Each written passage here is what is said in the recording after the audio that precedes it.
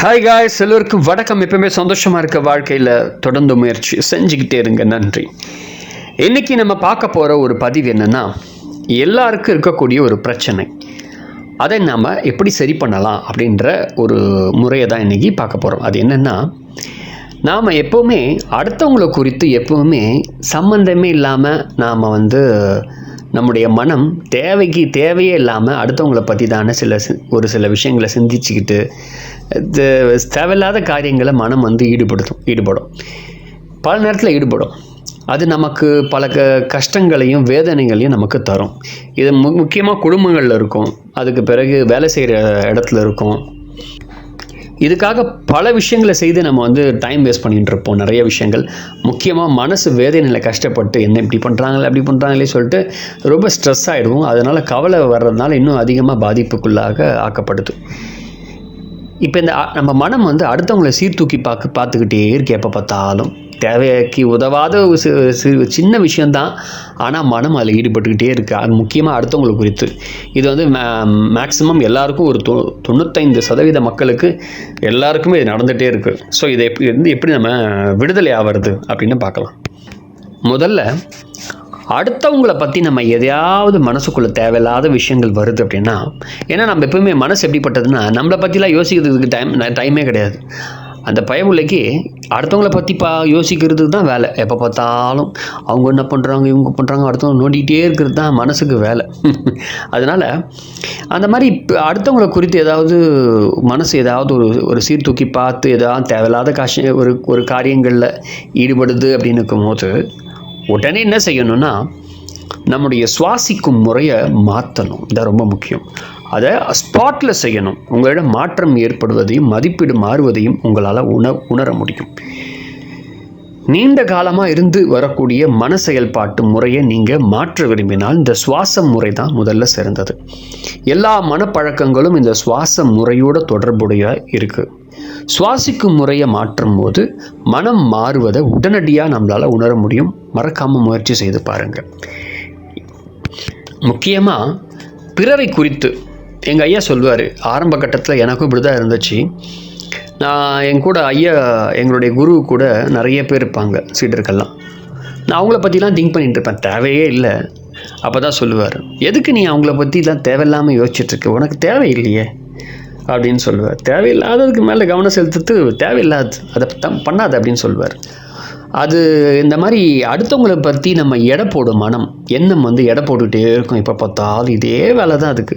அந்த மாதிரி ஏற்படும் போது பழைய பழக்கத்தை நம்ம ஆட்படும் போது மூச்சு காற்றை வெளியே விடணும். உடனே அந்த அவங்களுக்கு வச்சுருக்க அந்த வேல்யூ உடனே வெளியே தள்ளுறது போலவே அந்த மாதிரி காற்றை நம்ம வெளியே தள்ளும் போது வயிறு உள்ளே இழுத்து காற்றை வெளியிடணும். அப்போ அந்த ஒரு வேல்யூ இருக்கும் உள்ள அவங்கள பற்றி ஒரு விஷயம், அது அப்படியே வெளியே வந்துடும். மனக்கண் முன்னாடியே அந்த வேல்யூ அப்படியே வெளியே கொண்டு வரலாம். நீங்கள் அவங்கள பற்றி வச்சுருக்கக்கூடிய அப்படியே மொத்தமாக வெளியே வந்துடும், ரிலீஸ் ஆகிடும். அதுக்கு பிறகு 2-3 முறை இந்த சுத்த காற்றை வேகமாக நம்ம சுவாசிக்கணும். என்ன நடக்கிறது அப்படின்னு பாருங்கள். முழு புத்துணர்ச்சியை உணர்வீங்க. பழைய வழக்கங்கள் வழக்கமாக சில விஷயங்கள்லாம் இருக்கும், அதெல்லாம் அப்படியே வெளியே போக ஆரம்பிச்சிடும். மூச்சை வெளியே விடுவதை நீங்கள் தொடங்கும்போது உள்வாங்க தொடங்கக்கூடாது. மனதின் நிலை நிறுத்துவதற்கு மூச்சை நாம் உள்வாங்க வேண்டும். அடுத்தது மனதிலிருந்து ஏதாவது ஒரு விஷயத்தை வெளியே தள்ளுவதற்கு இந்த மூச்சை வெளியே தள்ளணும். அப்படின்னா மனம் எவ்வகையிலும் பாதிக்கப்படுகிறதோ என்பதை உடனடியாக உங்களால் உணர முடியும். அதாவது அடுத்தவங்களை பற்றி நம்ம ஏதாவது யோசிச்சு எண்ணங்களை வச்சு அவங்கள சீர்தூக்கி எதை பார்த்துக்கிறது, இது ஐடியா வச்சு இதுன்னு பேசிட்டோன்னு வச்சிங்களேன், கவலை மட்டும் படக்கூடாது. ஏன்னா இன்றைக்கி நிறைய பேர் செய்கிற மிகப்பெரிய தப்பு அதுதான். தேவையில்லாத விஷயங்களை கவனம் செலுத்திக்கிட்டு இந்த மாதிரி அடுத்தவங்களை பற்றி கவலைப்பட்டுக்கிட்டு கவலை கொண்டோம் அப்படின்னா அந்த தன்மை என்ன ஆகும்னா வலிமை அதிகமாகிடும் தானாகவே. அதனால் உங்களுக்கு அதுலேருந்து மீண்டு வெளியே வர்றது ரொம்ப கஷ்டமாயிடும். அதனால் நான் சொன்ன இந்த விஷயத்தை, மனம் எங்கே நகருதோ அது இடத்துல போகிறத நீங்கள் நல்லா பார்க்க முடியும். ஒரு புது காற்று உங்களுக்குள்ளே வரும்போது ஒரு மாற்றம் ஏற்படும். நீங்கள் பழைய ஆளாக இல்லாமல் இருப்பது பழைய வழக்கத்திற்கு அடிமையாக மாட்டுங்க. அதனால் எல்லா பழக்கத்துக்கும் கூட இது பொருந்தும். அதாவது இப்போ ட்ரிங்க்ஸ் பண்ணுறீங்க அப்படின்னா, ஸ்மோக் பண்ணுறீங்க அப்படின்னா, இந்த மாதிரி பல விஷயங்கள் இருக்கும். அதை இப்போ எக்ஸாம்பிள் ஸ்மோக் பண்ணணும் அப்படின்னு ஒரு தாட் உங்களுக்கு வருது அப்படின்னா, நீங்கள் அதை புகை பிடிக்க விரும்பலை அப்படின்னா உடனே மூச்சு காற்றை வெளியே தள்ளுங்க. ட்ரை பண்ணி பாருங்கள். இப்போ அந்த தாட் ப்ராசஸை வெளியே தள்ளினீங்க அப்படின்னா உள்ளே காற்று வரும்போது அந்த எண்ணம் மறைஞ்சிரும். அப்போ அகமாற்றத்துக்கு மிக முக்கியமான ஒரு மெக்கானிசம் இது. மறக்காமல் கொஞ்சம் முயற்சி செய்து பாருங்கள். ஏன்னா இன்றைக்கி இப்போ இருக்க ஒரு உலகத்தில் அடுத்தவங்கள பற்றி திங்க் பண்ணுற ஒரு மனம் நமக்கு மனிதர்களுக்கு இருக்கிறதுனால, எப்போ பார்த்தாலும் இதே தாட் ப்ராசஸ் இருக்கிறதுனால நிறைய டிவி சேனல்ஸில் நிறைய ப்ரோக்ராம்லாம் வந்துருச்சு. இப்போ எக்ஸாம்பிள் பிக் பாஸ் அப்படின்ற ஒரு ப்ரோக்ராம் இருக்குது. அந்த பிக் பாஸ் ப்ரோக்ராமே அடுத்தவங்களை போட்டு இந்த எடை போடுறத நம்ம வேலை. அவனுங்க ஏதோ பண்ணிட்டு போகிறானுங்க. நம்ம அதை பார்த்து நமக்கே தெரியாமல் ஒரு விதமான ஒரு வயலன்ஸு, ஒரு நிறைய விஷயங்கள் நாமளே உருவாக்கிக்குவோம். அதனால் மனசு நமக்கு கஷ்டப்படும். தேவையில்லாத நாம் இன்னொருத்தவங்கள மதிப்பிடணும்னு அவசியமே இல்லை, தேவையே கிடையாது. ஆனால் அந்த மனம் அந்த மாதிரி செயல்படுறதுனால அதுவும் இன்றைக்கி இருக்க காலகட்டத்தில் ஒரு பிஸ்னஸாகவும் ஒரு செயலாகவும் இன்றைக்கி நிறைய பேர் அதை செஞ்சிட்ருக்காங்க. முதல்ல அந்த மாதிரி ஒரு விஷயத்தை அடுத்தவங்களை வந்து நம்ம எடை போடுற ஒரு விஷயத்த சேனலாக இருந்தாலும் சரி, அந்த மாதிரி ஒரு ப்ரோக்ராமாக இருந்தாலும் சரி பார்க்காதீங்க.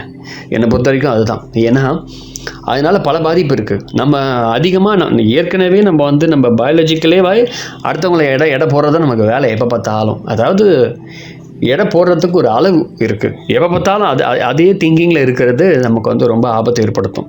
என்னை பொறுத்த வரைக்கும் நான் என் வாழ்க்கையில் என்னுடைய குரு சொல்லி கொடுத்ததுபடி யாரையுமே எடை போட்டு பார்க்குறது, அவங்கள எண்ணங்களில் அடுத்தவங்கள திங்க் பண்ணி வச்சு பார்க்குறது, அந்த விஷயத்தை பண்ணவே மாட்டேன். ஏன்னா எனக்கு தேவையில்லாதது. எனக்கு என் வாழ்க்கையை நான் வாழ வந்திருக்கேன். அடுத்தவங்களை பற்றி யோசிக்கிறது தேவையில்லாதது. அதுக்கு நம்ம நேரத்தை ஸ்பெண்ட் பண்ணுறது வீண்.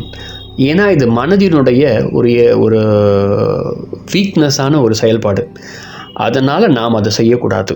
முக்கியமாக ஸ்பிரிச்சுவலை நோக்கி பயணம் பண்ணுறவங்களுக்கு ரொம்ப ரொம்ப முக்கியமாக இது உதவும். இன்றைக்கி ஒரு குழுவாக ஒரு இடத்துல இருக்கிறாங்க அப்படின்னா, ஒரு ஆன்மீக குழுவாக இருக்கிறாங்கன்னா அங்கே எப்போ பார்த்தாலும் இதே பொழப்பாக தான் இருக்கும். அவங்களுக்கு பிரச்சனை, இவங்க இப்படி பேசுகிறாங்க, அது பேசுகிறாங்க, இது பேசுகிறாங்க, அடுத்தவங்கள பற்றி பேசிக்கிட்டே இருக்கிறத ஒரு பொழப்பாகவே வச்சிட்ருப்பாங்க. அது வந்து பெரிய தொல்லையாகவே இருக்கும் கூட. அதனால் நிறைய பேருக்கு பாதிப்பு ஏற்படும். நம்ம தேவையில்லாத மனக்கசப்புகள், தேவையில்லாமல் விஷயங்கள்லாம் ஏற்படும். அந்த மாதிரி தாட் ப்ராசஸ்க்கு இடமே கொடுக்கக்கூடாது. நம்ம மனசில் அதை வச்சிக்கவே கூடாது. அதுலேருந்து முழுசாக வெளியே வந்துடணும். ஏன்னா இதனால் முக்கியமாக ஸ்ட்ரெஸ் ஆகிறதுக்கு காரணமே அடுத்தவங்க. சூழ்நிலை எப்படி வேணால் இருக்கலாம். நீங்கள் அந்த டைமில் மூச்சை வெளியே தள்ளி இப்போ நான் சொன்ன முறைகளெல்லாம் ஃபாலோ பண்ணுங்கள். எக்ஸ்ட்ராடினரியான சேஞ்சஸ் உங்களுக்கு கிடைக்கும். அந்த ஸ்பாட்டில் செய்யுங்க. ஒரு நொடியில் உங்களுக்குள்ள மாற்றம் ஏற்படும். நானும் என் வாழ்க்கையில் அனுபவிச்சுட்ருக்கேன். நான் பல வருஷங்கள் தொடர்ந்து செஞ்சிட்ருக்கிறேன் இந்த விஷயத்தை. இது வந்து நல்ல மாற்றத்தை ஏற்படுத்தும், உங்களுக்கும் நல்ல மாற்றத்தை தரும் என்று நம்புகிறேன். முயற்சி செய்து பாருங்கள். மறக்காமல் அடுத்தவங்களை பற்றி தேவையில்லாத விஷயங்களை நாம் கவனம் செலுத்தாமல் இருக்கிறது ரொம்ப ரொம்ப நல்லது. ஏன்னா எப்போ பார்த்தாலும் எல்லாரும் அது மேலே தான் கவனம் நம்ம மனம் வைக்கும். மனதினுடைய ஒரு பலவீனமான ஒரு செயல் அது. நம்மளை வந்து வீக் ஆக்கிறதுக்கான ஒரு செயலே அதுதான். அது இன்றைக்கே அந்த மாதிரி மனநிலை இருந்தால் ஸ்டாப் பண்ணிவிடுங்க. நன்றி. அடுத்த பதிவில் வேறு ஒரு தகவலை நம்ம பார்க்கலாம். ஸோ இந்த மாதிரி கொஷின்ஸ் உங்களுக்கு நிறைய இருந்துச்சுன்னா மறக்காமல் கமெண்ட் பண்ணிங்கன்னா நான் உங்களுக்கு பதில் கொடுக்க எனக்கு தெரிஞ்சதை நான் சொல்லுவேன். ப்ளேலிஸ்ட்டில் ஸ்பிரிச்சுவல் கொஸ்டின் ஆன்சர்னு இருக்குது. அதாவது ஆன்மீகத்துக்கான கேள்வி பதில் அப்படின்னு. அதில் நிறைய வீடியோஸ் போட்டிருக்கேன். நீங்கள் போய் பார்த்தீங்க அப்படின்னா நிறைய கேள்விகளுக்கான பதில், நீங்கள் தேடுதல் இருக்கிறதுக்கான ஒரு உண்மையான கேள்விக்கான பதில் என் பயணத்தில் நான் அனுபவித்த சில விஷயங்கள் அதில் நான் போட்டிருக்கேன். உங்களுக்கு ரொம்ப பயனுள்ளதாக இருக்கும். முயற்சி செய்து பாருங்கள். நன்றி. ஃபஸ்ட் டைம் வீடியோ பார்க்குறீங்கன்னா மறக்காமல் வீடியோவை சப்ஸ்கிரைப் பண்ணுங்கள். அப்போ தான் நான் போகிற வீடியோ வந்துக்கிட்டே இருக்கும். நிறைய பேருக்கு வீடியோவை ஷேர் பண்ணுங்கள் கூட. Thank you very much.